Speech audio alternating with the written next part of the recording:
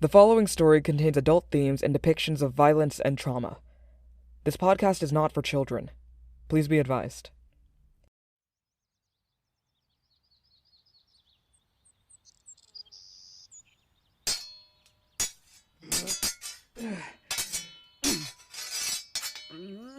After careful deliberation, I decided that it would be Kuro and Kisume who would join me on my mission in Kilahara. It was simple enough. The mission required stealth and strength. Both Kuro and Kisume were clever with their words. They could play off of each other's lies in a way that made it look seamless. Ideally, we'd never be spoken to in the first place. It was strange to watch them fight without their usual banter, although I couldn't blame them. We've been meeting before dawn every day for the past week. They fought with focus and intention. Still, it never felt like it was enough. If we are to infiltrate Kilahara, then we must be absolutely faultless. Kuro dodged another stab from Kisume, taking his weight and throwing it into the swing of his axe. Kisume nearly bent over backwards to avoid it. Kuro swung again. Kisume used the pole of his spear to push the axe backwards. Perhaps his brute strength caught Kuro off guard because the man fell over backwards onto the ground. Come, take a drink. I'll spar next. With a sword, like a Kilaharan guard would. That's right, Captain. I totally forgot you graduated from Akilahoran Academy. It was a long time ago. What was it like over there? Kuro went to Akilaharan Academy as well. Well, my academy was in the West. We had a lot of similar tactics to the point schools. I'll be honest. I'm actually looking forward to seeing the capital city. I've never been, To the capital? To Kilahara in general. Isn't your family from there? Oh, yeah, my mother is, but, she moved here before I was born. And your father? I wouldn't know. Shit. Sorry, I forgot. I'll drop it. Nah, you're fine. Shall we get back to training? Do you see that flag over there? I want you to try to retrieve it. I'll defend. Yes, Captain. The two try to avoid me altogether, running past me and straight for the flag. Without the weight of the scythe, I'm so much faster. I slide in front of them and slice in an arc large enough to hit them both. Kisume's spear flew backwards from the force. He ducked down out of the way. I placed my focus on Kuro. His axe weighed about the same as my scythe, perhaps even less. He charged forward, trying to blow through me. I grabbed the hilt of his axe as he charged me and leaned all of my weight off to the side. He misstepped as I threw him off balance, falling to the ground once more. I still had his axe in my hands. I threw it across the yard. Kisume reappears with the spear back in his hands. He attempts to stab at my torso, but my parry is just in time. The next time, he aims downward at my leg and knocks my foot out of its stance. I caught myself in a roll before I could fall harshly. Good strategy on his part. In my peripheral, I can see Kuro running towards the flag. He thinks I'm distracted. It's only a few feet. I can make it. Kisume starts to spin his spear as he walks towards me. Parrying this is a poor decision. Instead, I drop the sword and grab his wrist with both of my hands. He seems shocked and can barely comprehend my actions as I flip him over my shoulder. His body flies, just as I anticipated, and knocks into Kuro, leaving them both on the ground, disarmed. The game is over. Get off me already. Damn, Captain. For such a small frame, you carry so much strength. I'm getting rusty. I really should practice the basics more often. That's enough training for today. You're dismissed. A few minutes later, I'm sitting down in the armory, sharpening my scythe. The crimson metal sometimes felt a bit excessive, but I did like the aesthetic appeal more than I admitted. They must be able to best me in combat. They've done it before. They outnumber me. We'll outnumber any individual guard that we encounter. But what's to happen if we're outnumbered?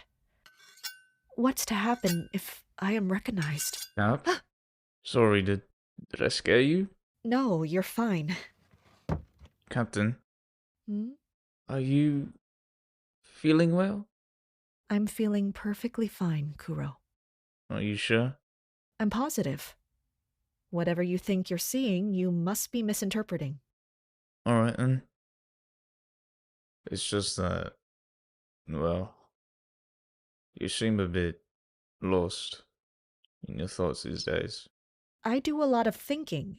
I don't see anything wrong with that. I'm not saying there's anything wrong with it. I'm just a bit concerned. You've been acting differently ever since we got this order. In all honesty, I'd much rather prefer having nothing to do with Kilahara. Oh. I'm sorry, Cap. I don't mean to push. We've all got baggage. Indeed, we do. But you enjoy the place, don't you? Your family lives there? Yeah. Near the coast. We've got a lumber farm over there. Hence the axe? I suppose we all go for familiar things. Do you ever visit? Not in years. I could never take enough time off for the trip. It's kind of funny though. Even after all this time, I can still remember the little things. Like the way my mom's cooking tasted, or the proper way to get a splinter out. There's a proper way? You'd be surprised. To be honest, sometimes I wonder what my life would be like if I just stayed home and took over the business. It'd be simpler for sure, but maybe simple is a good thing. I wouldn't have riches or anything, but I'd have other stuff. I could have, you know, settled down, had kids. Do you want children? I guess you could say that. It's not like it'll ever happen though, and can't hold resentment over it. I did this to myself. The condition did seem a bit unfair. I never really understood why it was written into the contract in the first place. Why must the prince do such things? None of his staff are actually content with it. They all play it off or break the rules and deal with such consequences. Captain? Apologies. Lost in thought again. Keep going. After seeing Zane those few days ago in such new light, I can't help but think about everything. How could a man resort to such violence in such a quick time? I can understand his frustration about the situation, but still, who is he to instill such fear in the people who have dedicated their lives to him? Everything happened so quickly. Why was there so much blood? He didn't even give it a second thought. It came so natural to him. This is the first time I've witnessed such an outburst from him. Yes, he had his rudeness a bit in the beginning, but this was something entirely different. I don't want to fear Zane. I don't think I do fear him. He wouldn't let a single thing harm me. He's always acted so kind and considerate towards me. He's a good person.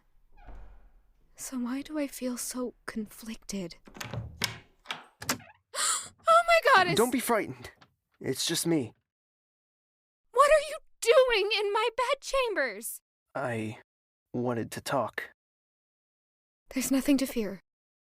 It's just Zane. What about? I wanted to apologize for my behavior the other day. It was unacceptable. Oh? Yes. I should have never displayed such violence in front of you. In front of me? Yes, that type of environment is in no way appropriate for a lady. So, you're apologizing to me? Mm-hmm. Because I witnessed it. Precisely. Is something wrong? Zane, you almost killed him. I wasn't going to kill him. He just needed a reminder to do his job properly. I can assure you he won't make a mistake like that again. That's horrible. What do you mean? It shouldn't be me you're apologizing to. You should apologize to Captain Kyrie. I pay him to do his job. He understood the risks when he accepted the job in the first place. The risk of you beating him? Is this a risk that comes with any job you offer? If you pay them, you can beat them? Would you have done the same to me? Technically, you don't work for me. You work for my mother. Still, when I was a maid, would you have beat me if I did something wrong? Of course not. Then why is this any different? Was there really a need to resort to such brute force? There are other options. You simply could have stripped him of his position, if anything, or cut his pay, or... You're right. I suppose I was just caught up in my emotions.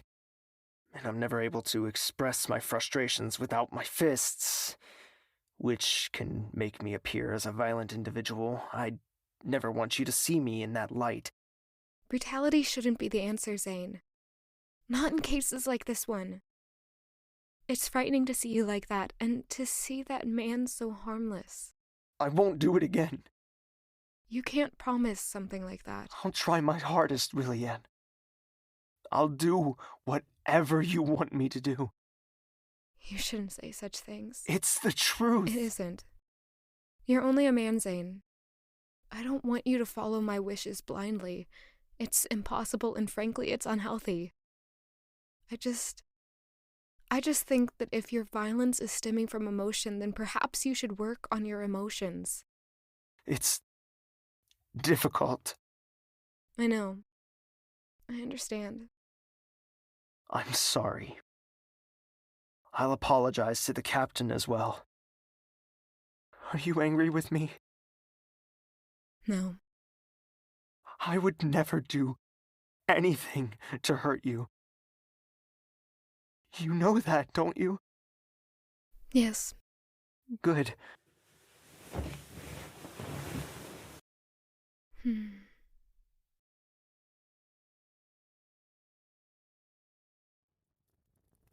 Are we ready to start? Just a minute. Allow me to compose myself. The princess smoothed her skirt and ran her fingers through her hair. She adjusted her eye patch, firmly pressing it against her eye. Ready, Aspen? Ready. Very well. Captain Kyrie, are you well? Yes, Your Highness. Is your face swollen? The poor man. He already had his ass handed to him by Wolfsbane, and I rubbed salt over the wound. Training. It was just a bit of a mishap. Please take care of yourself, Captain. You're an important asset. Of course. Of course, Your Highness. Is the mission to be carried out later this morning? The trip will start. They should be there within a few days. Then our trip here will be short. We'll do whatever we can to help out on our side. How should we contact the Remnant, Captain? Don't. I'm sorry? It's in your best interest to leave her be. And why is that? She does not know the existence of these meetings, and contacting her will put everyone in danger. You have to mention the meetings to her eventually, Your Highness. In due time. Not right now. Tensions are too high here. She'll blindly execute if there's the chance of anyone being the enemy. I'd consider that fair. Thank you, Vincent. Another question. Where is the target? I couldn't tell you, honestly. They roam the halls at night, so it'd be hard to pinpoint. Is there a more general area they can search? Ume Palace. It's heavily guarded, but that's where she keeps all of them. That honestly disturbs me a little. I mean, we can't stop her. It's quite creepy. Let's just hope that they can rescue him and leave it at that.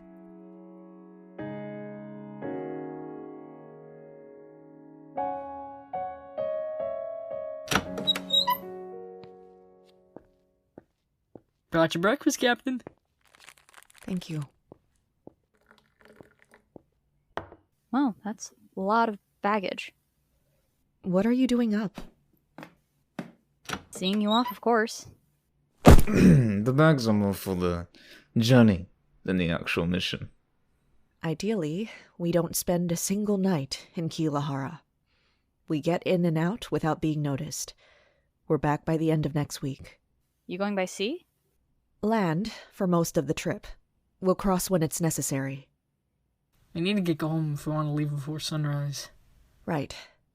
Prepare the horses. I'll be down in a minute. Got it. Are you gonna be okay over there? I don't have much of a choice to be otherwise. Seriously, Sayoko. I'll go in your stead if you need me to. Feign sickness, if anything. You know I'm not going to do that. I'm just worried. Thank you for your concern. However, it isn't going to do much. I'm going to be fine. I promise. Perhaps that was a lie. In the end, I was more so lying to myself than to her. But I was too busy to be panicking. I could panic after the mission was complete. I could panic if I encountered her. But for now, the truth still stands. The sooner we get in, the sooner we get out.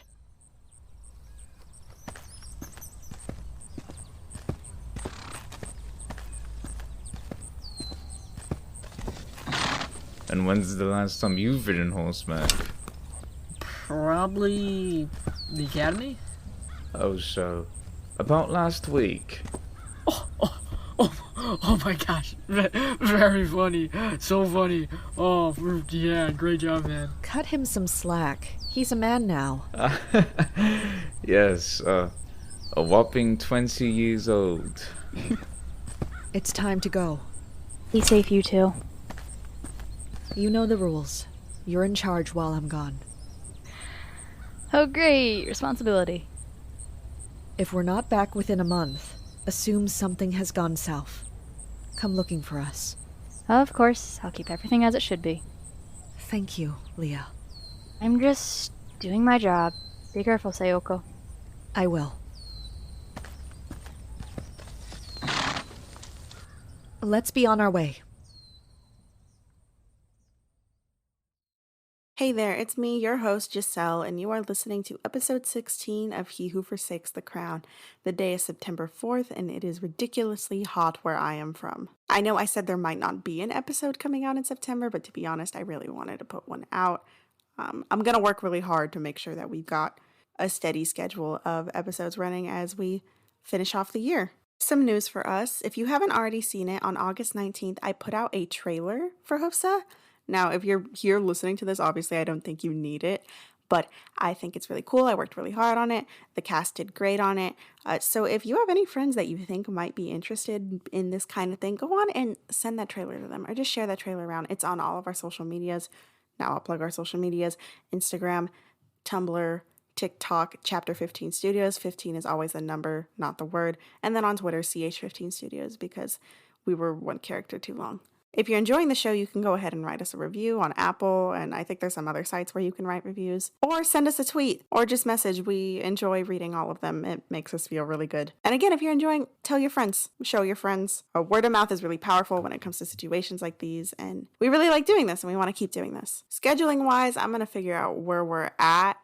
Hopefully, we don't have to take a hiatus, and even if we do, maybe we'll do it December or January when the winter breaks are for everyone. Another update, we're not going to be putting out a bonus episode this year, I know we did one on Christmas last year, you should expect your regular December episode. That's all I have to say this time around. Once again, thank you for being here. We appreciate all the support, and you should be expecting us again on October 4th. So, see ya.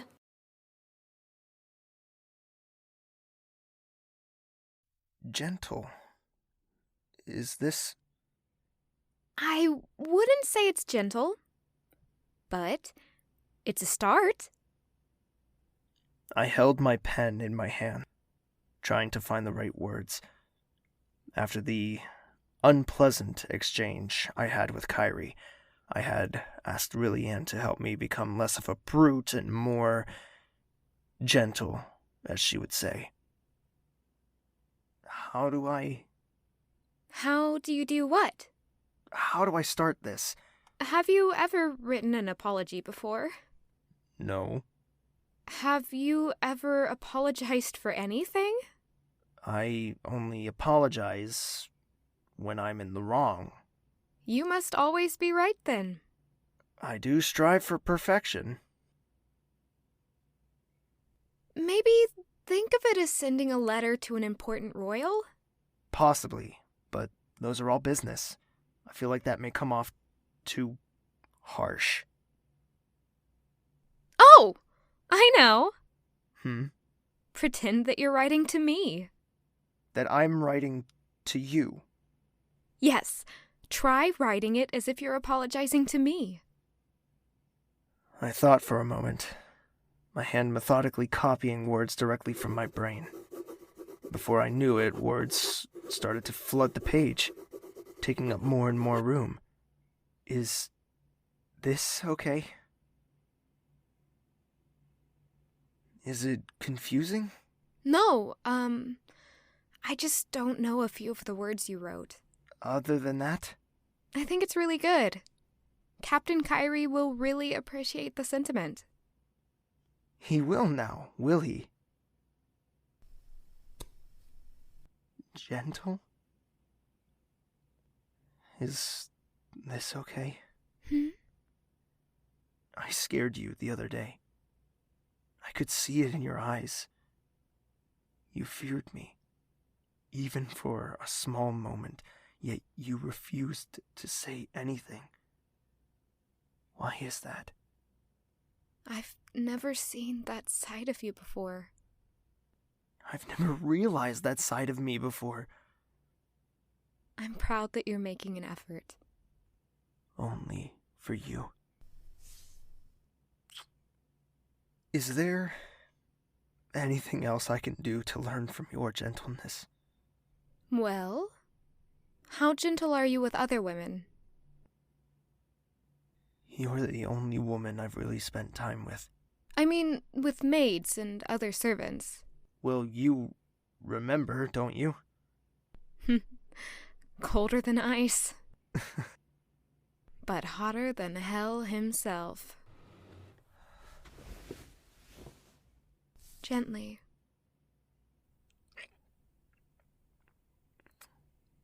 Zane! What? I'm being gentle.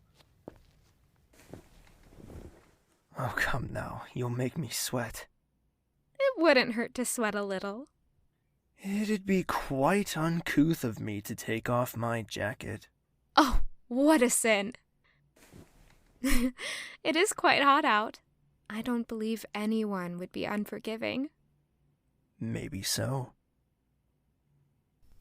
I don't recommend that. Why not? It's not a great place to... Oh, sorry. It's okay. I can't expect you to know. Know what? It's a long story. Zane? Rilliane? I love you.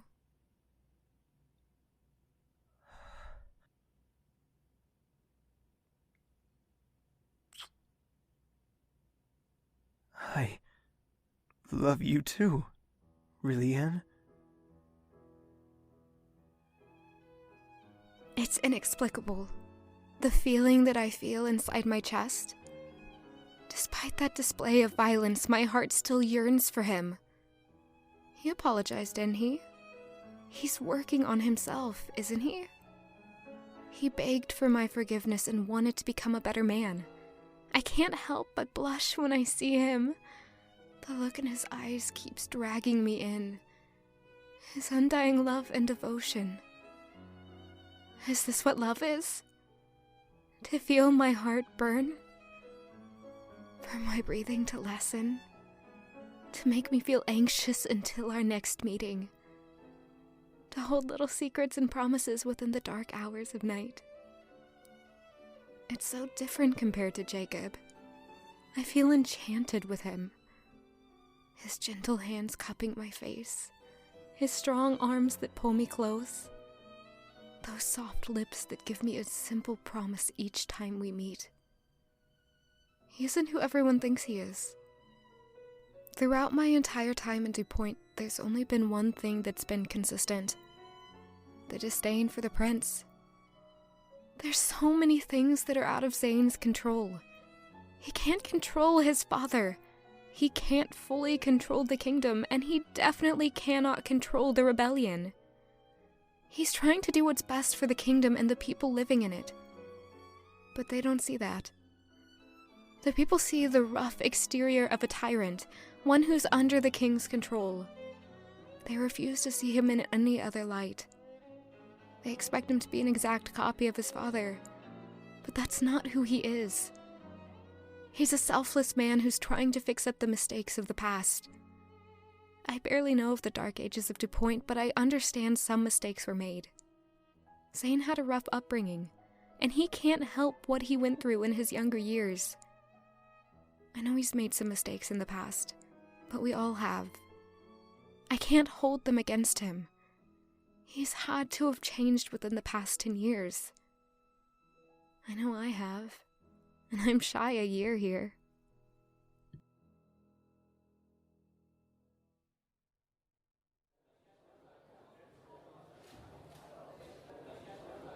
I'm gonna go fetch another drink. Do you want one? I'm fine, thank you. Okay. The castle has been relatively quiet for me lately. Have I finally moved past the drama in my life? That'd be a dream. Of course, I do have my fair share of secrets. My relationship with Zane was something I had to keep confidential. Causing a scandal would ruin his good name and the name of the kingdom. But I couldn't help but smile to myself when I thought of him. The way he'll make a joke unintentionally. The way he calls my name. The way he tries. That's all that really matters, isn't it? He'll try for me. Hi, Rilliane. Hello? Hello. You already said that. Oh. Did you need something? Congratulations on getting a new job. A new job? You're a lady-in-waiting, aren't you? Oh, well, I got the job a while ago. Didn't get a chance to congratulate you till now. Congratulations. How do you like it? Jacob. Hmm? Why are you here? What could you mean by that? You haven't spoken to me in 7 months. It's been that long. I remember it quite well. We need to talk. We're talking now, are we not? No, I mean in private. I don't think that's necessary. Rilliane, it's important. What is it about? The prince. Oh, goddess, no. Did he find out? Has he come to reveal our secret and blackmail me? That seems very out of character for him. Zane told me not to worry about his guards. Does Jacob count in that? And what about His Royal Highness? He's a maniac. I'm sorry, Jacob, but I have to go. Where are you going? I need to speak with you. Her Majesty calls for me. I need to bring her tea. It's nighttime. Any time is tea time if you're drinking tea. We can talk another time. Dear goddess, I really need to stop counting my chickens before they hatch. I can't believe him! He has the audacity to waltz up to me for the first time this year and slander Zane? Who is he to judge? Is this jealousy? Does he just want me to be unhappy? He made the decision to leave me in the first place. I'm doing just fine on my own, and I do not need his negativity in my life. I optimistically thought that perhaps he'd gotten the hint from our one encounter. Optimism is not realism, because the very next morning, I found him standing outside my door as I took my leave. What are you doing here? I told you I needed to talk to you. I'm busy right now. Can't you just hear me out? Sorry, Jacob. The queen awaits me. Just a few minutes of your time. I'm working. Don't you have some hall to be patrolling? It's my day off. Then go enjoy it elsewhere. There's no need to be waiting around for me. I'll be here when you return.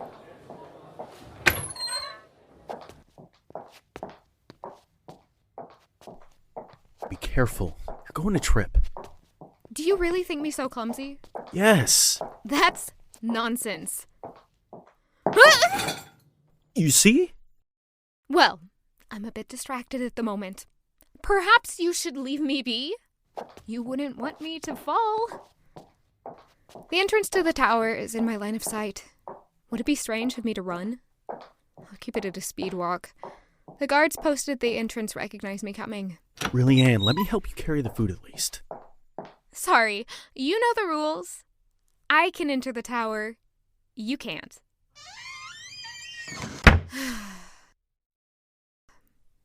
Was this going to be my life now?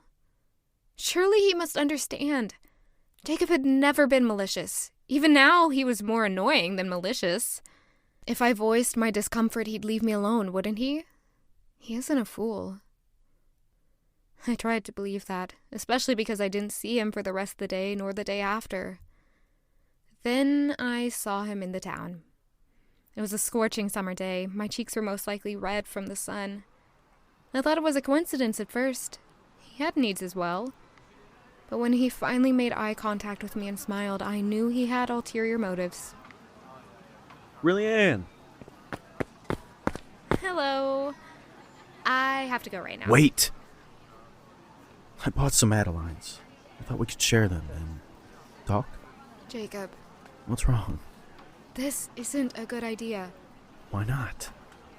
I don't mean to be rude or anything, but I don't want to talk to you. Listen, I know we didn't end things on the best of terms, but you'd understand if you just heard me out. I already know what you're going to say. I doubt that. Well, I guess we'll never know. I'm leaving. Rilliane, I can't really take no for an answer. What? That came out wrong. What are you going to do to me if I say no? No, nothing like that. Rilliane, You listen to me. You're taking no for an answer. You want the truth, don't you? The truth about what? The prince. That's what I've been telling you this entire time. Jacob, I'm pretty sure I know more about the prince than you. I know you're with him. Obviously. Why else would you be harassing me? You think I'm harassing you? I don't know what else I would call this. I'm doing this out of the good of my heart. Do you really think I would lie to you? That's a good question. Do I? My knowledge of Jacob is limited. When I was with him, he'd just sweet-talk me, take me out and kiss me. It was nice for what it was, but he was questionable. He ignored me for a month. He wanted nothing to do with me. He let me fall. And when confronted, the most he could offer me was "We aren't right for each other." Why should I have to hear him out? Why should I have to listen to another insult my love? I don't think I know you at all, Jacob. Leave me alone. Wandering through the town with a heavy heart was never my favorite activity. I never wanted to make the comparison, but I've realized that the feeling I get in my chest when Jacob follows me around is the same exact thing I felt as a girl getting harassed by Justin in the village. I was finally able to escape the summer sun when I returned to the castle.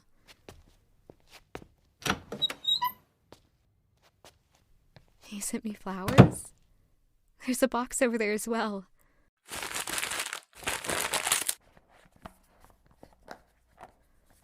A leather-bound book that smelled faintly like his cologne. There were also a few charcoal sticks. He bought me art supplies. He wrote a note on the inside cover. You might just be the most refreshing person I've ever known. I want to be more like you.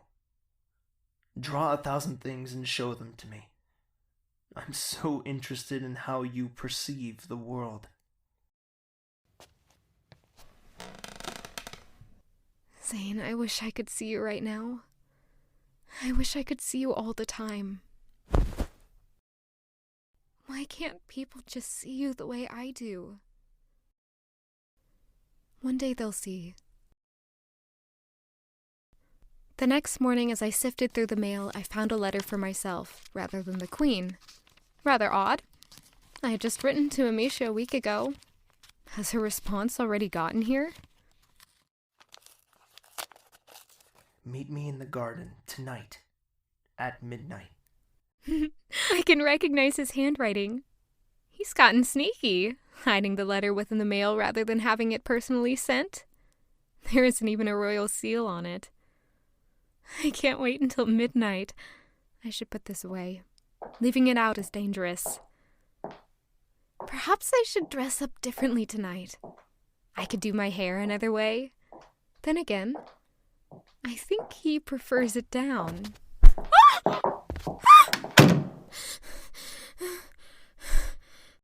So you're grabbing me now? Rilliane! Let go of me!